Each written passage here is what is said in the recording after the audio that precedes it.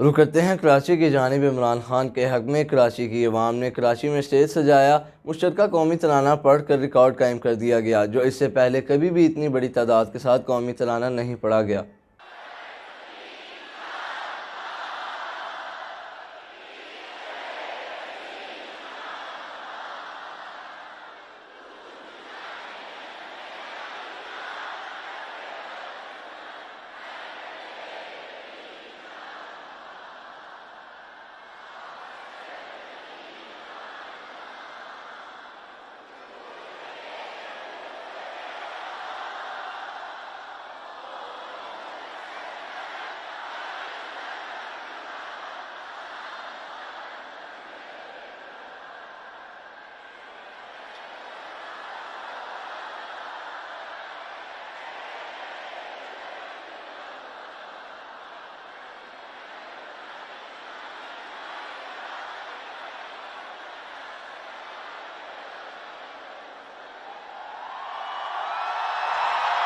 Pakistan